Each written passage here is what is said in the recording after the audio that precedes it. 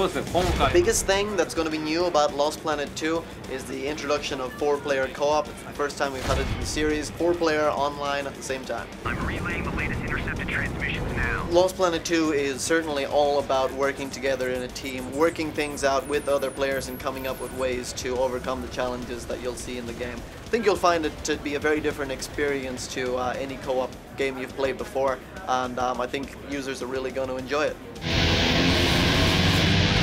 You can control the amount of the number of AI players you have playing with you to your heart's content. If you really want to play through it just by yourself, you can turn off all the bots. If you want to play with just you and a friend and no bots, you can do that as well. It's entirely up to you.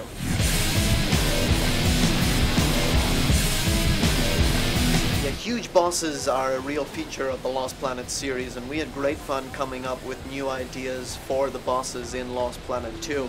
One of the ideas that we wanted to pursue with the boss fights in Lost Planet 2 was the idea of creating a boss that would be fun to take down in a 4-player team.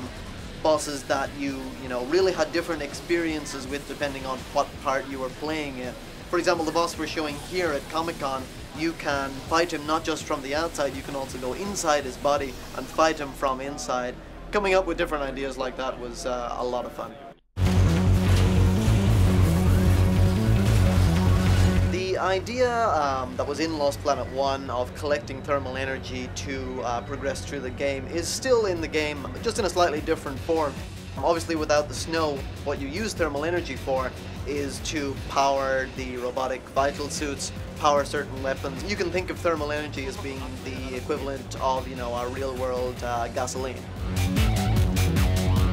The reason we decided to have more stages based on more varied environments rather than just the snow of Lost Planet 1 is because we wanted to offer different levels to the users, show them different environments and allow them to play through different things. We also wanted to follow on from the story of the game, where there is this climate change taking place on the planet of EDN3, and the idea of the story is that was meant to make EDN3 a more livable place for the humans, but maybe that's not entirely worked out how it was intended.